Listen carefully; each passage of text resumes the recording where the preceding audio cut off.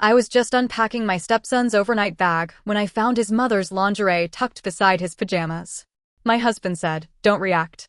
Then his ex called me dangerous. When my stepson repeated her words, I stopped crying and took the photo. I never thought I'd be the woman writing about my husband's ex-wife. Honestly, I used to judge women who did. I'd read those posts online and think, you married a man with a child. What did you expect? Of course his ex is still around. Of course there will be awkward moments. Of course you are not going to be the only woman tied to his life anymore. So when I married Brian, I promised myself I would not be jealous, petty, or territorial. I would not compete with Jennifer. I would not try to replace her. And I would never, ever make Henry feel like he had to choose between his mother and the woman his father married. Henry was 7 when this started. He was funny, sweet, and messy in the way little kids are messy without realizing it. He left socks under the couch, crumbs in the back seat, and tiny toy pieces in places nobody could explain. He went through phases. 1 month he loved dinosaurs. The next month he wanted to talk about planets. Then it was sea animals. Then magic tricks. He wasn't my son, and I never called him that. But I loved him. Not in a loud way. Not in a way where I needed credit for it. Just in the small, everyday ways that become part of your life before you even notice. I bought the cereal he liked. I kept extra kid toothpaste in the bathroom because he always forgot his. I washed his school hoodie when it came back smelling like cafeteria pizza and playground dirt. I reminded Brian when there was a school event because he was good at a lot of things, but remembering themed dress-up days was not one of them. I never thought of any of that as taking Jennifer's place. To me, it was just caring for a child who was in our home. Jennifer and I were never friends, but we were civil. That was enough for me. We texted only when we had to. Pickup times.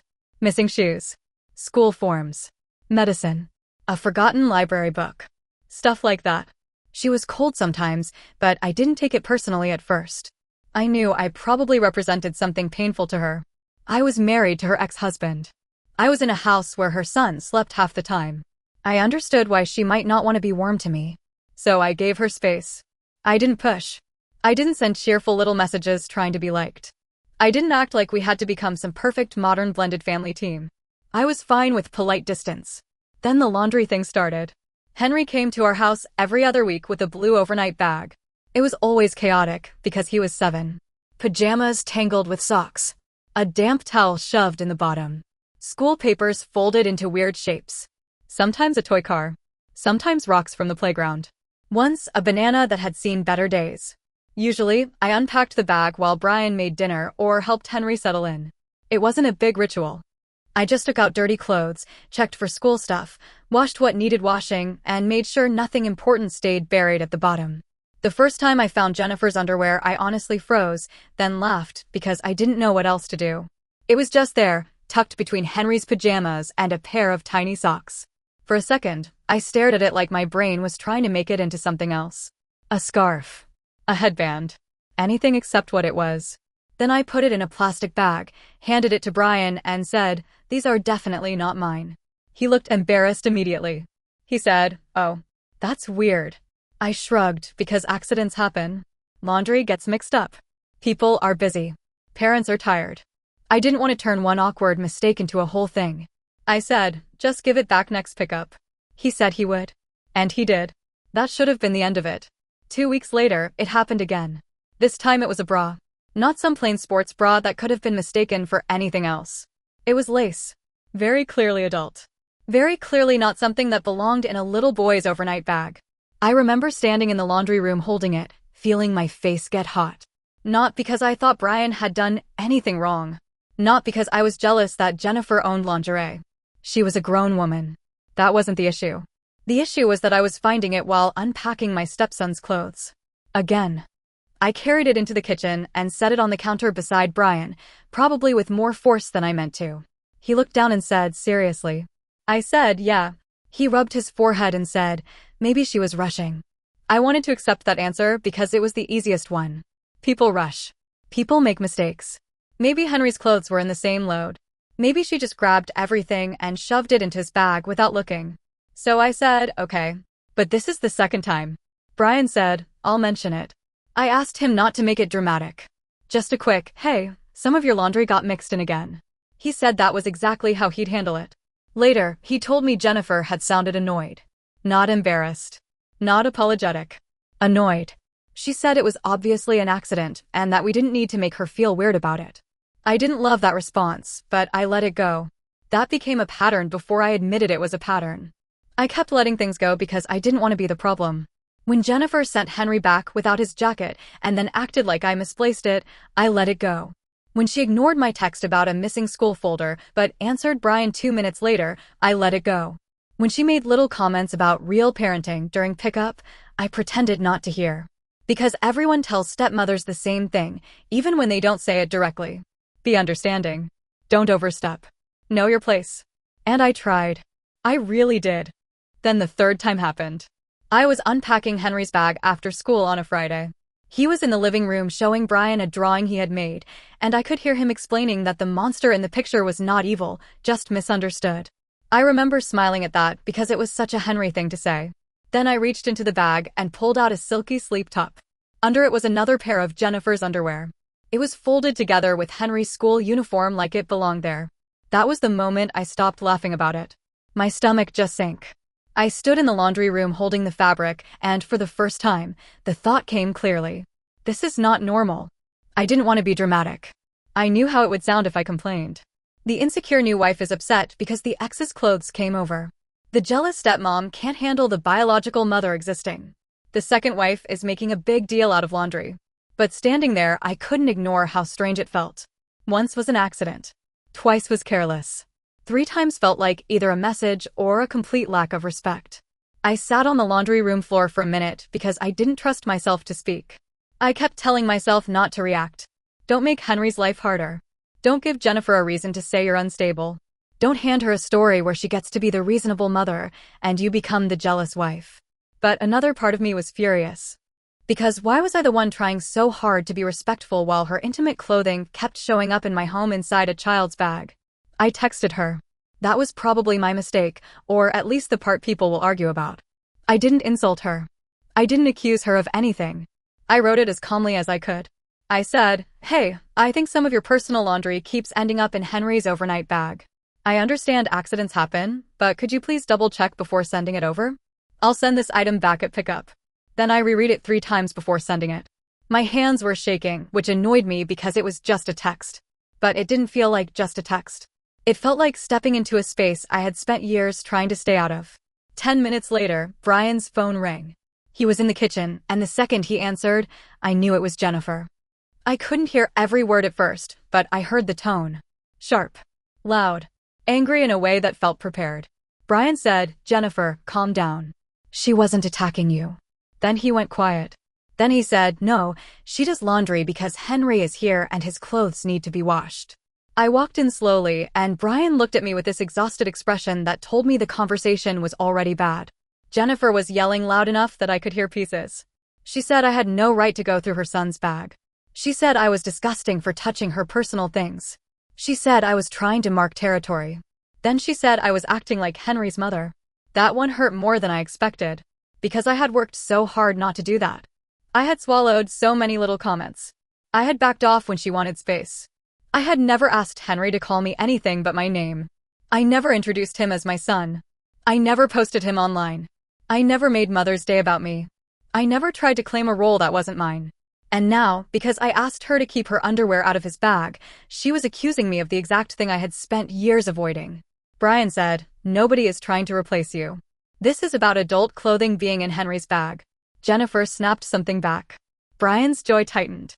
Then he said, "Don't say that." I looked at him. He turned away from me slightly, but I heard enough. Jennifer had said that if I was uncomfortable handling her clothes, maybe I wasn't mature enough to be around her son. Her son. Not Henry. Not our child in the sense of 2 households caring for him. Her son. And me, apparently, some unsafe woman invading his life. That was when something changed in me. Not in a loud way. I didn't grab the phone. I didn't shout across the room. I didn't demand to speak to her. I just felt this cold little shift in my chest. Because somehow, me setting one basic boundary had turned into a question of whether I should be around a child I had been helping care for. Brian ended the call after telling her he would return the clothes at pickup and that she needed to stop twisting this into something else. For a few seconds, the kitchen was quiet. Then he looked at me and said, "Don't react." I stared at him. He must have realized how that sounded because he immediately softened and said, don't give her what she wants. She wants a fight. I said, she called me dangerous. He said, she didn't use that exact word. I said, no, she just said I might not be mature enough to be around Henry. What's the difference? He didn't have an answer. That night, I barely slept. I kept replaying the text, wondering if I should have let Brian handle it. Then I got angry at myself for even thinking that way. Why was I treating a polite message like some unforgivable crime? Why was I allowed to wash Henry's socks, clean his lunchbox, and help him when he had nightmares, but not allowed to say, please stop sending lingerie in his bag? After that, Jennifer changed the rules without ever admitting she was changing them. She stopped texting me about anything. If Henry forgot a book, she texted Brian. If there was a schedule change, she texted Brian. If there was a school form, she texted Brian. That would have been fine, honestly. Brian was Henry's father. He should have been handling more of it anyway. But she didn't just stop communicating with me. She started making comments through him. If I packed Henry's lunch, she would message Brian and say, I'd rather his actual parents make decisions about his food. If I washed his clothes, she'd say, please don't mix my child's things with your wife's laundry. If I reminded Brian about library day, she'd say, interesting that she's managing you now. Every comment was small enough that if I repeated it out loud, I sounded sensitive. But all of them together started to feel like a story being built around me. The story was that I was too involved, too eager, too present, too much. Brian got frustrated, but his solution at first was to ignore it. She wants a reaction, he kept saying. Maybe he was right. But it's easy to say ignore it when you're not the one being slowly turned into the villain. I tried to stay normal for Henry. I still made him waffles when he asked. I still listened when he explained the difference between meteors and comets. I still laughed when he made Brian pretend to be a sea monster during bath time. But I started feeling careful around him in a way I hated. Before, if he asked me to help button his pajama shirt, I just helped him. If he spilled juice, I cleaned it. If he crawled onto the couch beside me during a movie, I didn't think twice. After Jennifer's comments, every normal moment felt like it could be twisted. Was I being too affectionate? Was I too involved? Would he repeat something innocent and have it turned into something ugly? I hated that she had put those thoughts in my head. Then Henry asked me the question that broke me. It was a Tuesday night. Brian had gone to take the trash out, and Henry was brushing his teeth before bed. He had toothpaste on his chin and one sock half off. He looked at me in the bathroom mirror and asked, "Are you mad at my mom?" I froze. I tried to keep my face calm, but inside, everything dropped. I asked, "Why would you think that, buddy?" He shrugged and looked down at the sink. "Mom said you don't like her stuff near you." For a second, I couldn't speak. Because there it was. The adult tension had reached him. Not through me. Not because I had yelled or complained in front of him. Not because I had involved him. But because Jennifer had taken something that should have stayed between adults and handed it to a 7-year-old in a sentence he didn't understand but still felt. I knelt beside him and said, "I'm not mad at your mom. Sometimes grown-ups misunderstand each other, but that is not your job to worry about." He nodded, but his eyes stayed uncertain. I helped him rinse the sink. I tucked him in. I told him goodnight. Then I went into the shower and cried where nobody could hear me. That night, after Henry fell asleep, I told Brian I couldn't keep doing it. He was sitting at the kitchen table with his phone beside him, still tense from Jennifer's messages. I stood across from him in my pajamas, my hair wet from the shower, feeling more tired than angry. I said, "I am not going to be the invisible adult in this house." He looked up at me. I said, "I can't be expected to love Henry, care for him, wash his clothes, pack his snacks, help with school stuff, and then disappear whenever Jennifer decides I'm overstepping." Brian rubbed his face and said, "I know. But I wasn't done. I'm serious. I have spent years trying not to step on her place. I don't call myself his mom. I don't make parenting decisions without you. I don't argue with her. I don't even correct her when she talks down to me. But I am not going to let her suggest I'm unsafe because I asked her not to send underwear in a child's bag." He sat there for a second, quiet. Then he said, "You're right. I wanted that to make me feel better. It didn't. Not completely. Because Brian agreeing with me in our kitchen was one thing. Brian actually changing how we handled Jennifer was another. I told him that from now on, he needed to manage all communication with her. Not because I was hiding. Not because I had done something wrong. But because I was done giving her direct access to me. He agreed. I also told him I didn't want to unpack Henry's overnight bag alone anymore. That one made him look guilty. I said, I know it sounds ridiculous, but I need you to understand what she's doing. If I find something, I become the problem. If I say something, I'm starting drama. If I touch it, I'm disgusting. If I ignore it, it keeps happening. So you check the bag. Brian nodded slowly. He said, okay, I'll handle it. And for a little while, he did. The next exchange was normal. Henry came in cheerful, carrying a paper airplane he had made in the car.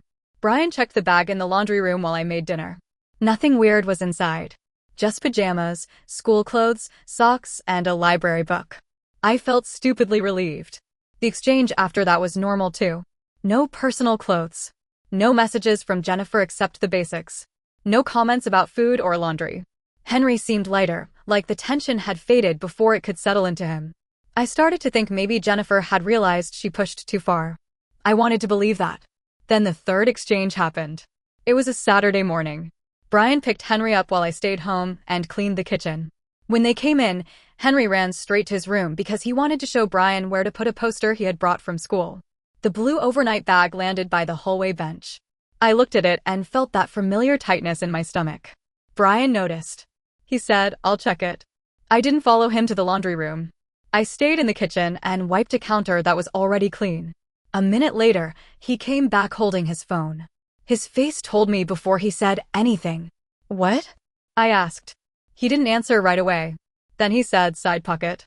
I closed my eyes. Another pair of Jennifer's underwear was in the bag. Folded small, tucked into a zipper pocket Henry never used. That detail bothered me more than anything else. Before, I could maybe accept careless laundry. Things tossed together. Clothes mixed by accident. But the side pocket felt different. Intentional or not, it was harder to explain. Brian took a photo before touching it. Then he put it into a plastic bag and set it aside. He messaged Jennifer himself.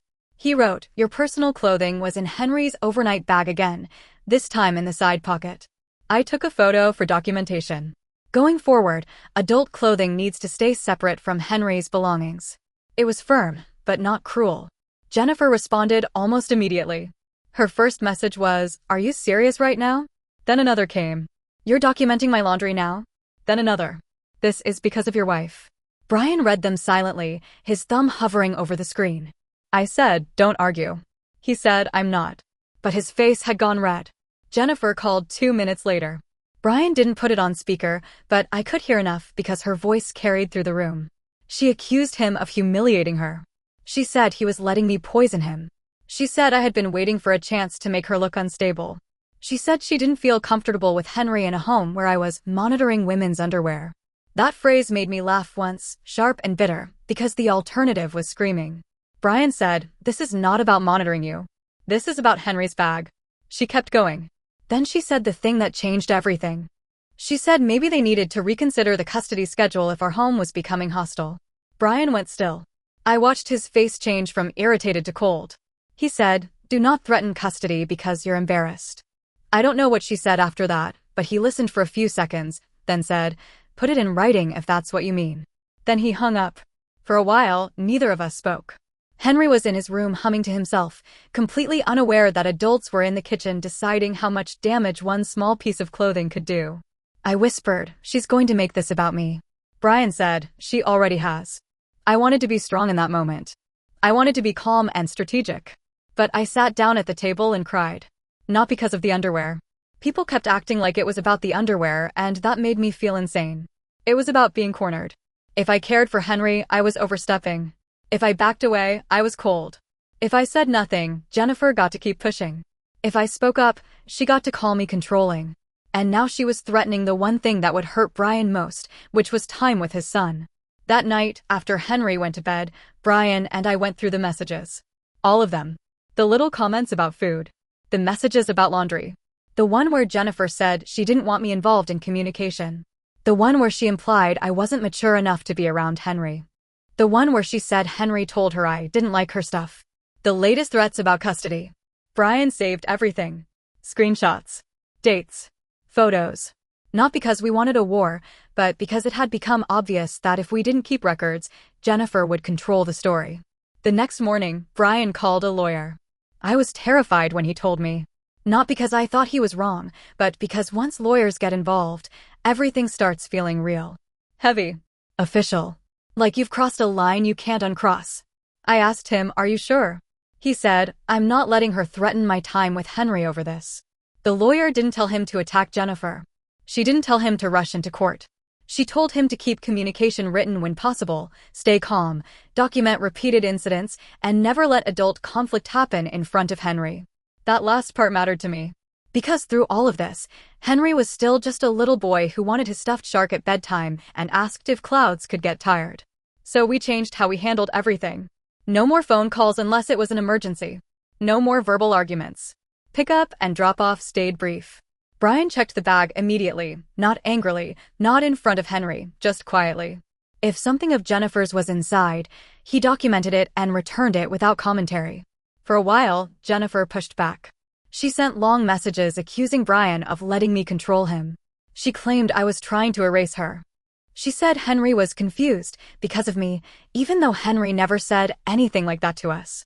Brian responded with short, boring messages. Please keep communication about Henry. Please send his school folder Friday. I will return the clothing item at pickup. The calmer he stayed, the more obvious her anger became. That was the part one didn't expect. I thought calm would make me feel powerless. Like we were letting her get away with it. But calm became its own kind of proof. Because there is a difference between someone setting a boundary and someone trying to provoke a reaction. Eventually, Jennifer slipped. She sent Brian a long message late one night, furious that he had chosen his wife's comfort over the mother of his child. In the same message, she admitted she had told Henry that I didn't like her belongings near me because she believed he had a right to know why things felt different. When Brian showed me that message, I just stared at it. There it was. She had put Henry in the middle and admitted it herself. Brian forwarded everything to his lawyer. Nothing dramatic happened overnight. There was no movie-style courtroom moment. No judge slamming a gavel. No big public humiliation. Real life is slower than that. But the tone changed. Jennifer was advised, through proper channels, to keep Henry out of adult conflict and to stop sending personal items in his belongings. Brian asked for clearer written boundaries about exchanges and communication. The custody schedule didn't change, but the documentation created a record Jennifer couldn't easily twist. After that, the laundry incident stopped. Completely. No more underwear. No more lace bras. No more strange items tucked into side pockets. Just Henry's normal chaotic bag again. Socks. Pajamas. School papers. One time, a toy lizard covered in peanut butter for reasons nobody could explain. And I cried over that too, weirdly enough. Not because of the peanut butter lizard, but because it felt normal. Messy, annoying, harmless normal. Things didn't magically become peaceful. Jennifer still didn't like me. I don't think she ever will. Sometimes she still sends stiff messages. Sometimes pickup feels tense. Sometimes Henry comes home quieter than usual, and I wonder what he heard, what he felt, what he's carrying that he can't explain yet. But Brian changed. That was the biggest difference. He stopped asking me to ignore things that were hurting me. He stopped acting like peace meant I had to be smaller. He started noticing how much invisible work I had been doing, and how easy it was for everyone to criticize that work while still benefiting from it.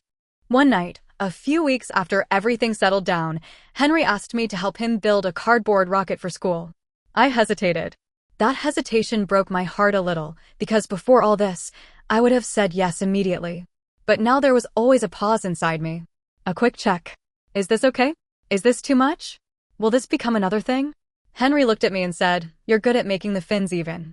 I almost cried right there over cardboard and tape. So I sat on the floor with him, and we built the rocket. When Brian came in and saw us, he didn't make a big speech. He just smiled at me in a way that said he understood. Later, after Henry went to bed, Brian told me, "You shouldn't have had to fight this hard to be kind to him." That sentence stayed with me. Because that was what it had been the whole time. I wasn't fighting to be his mother.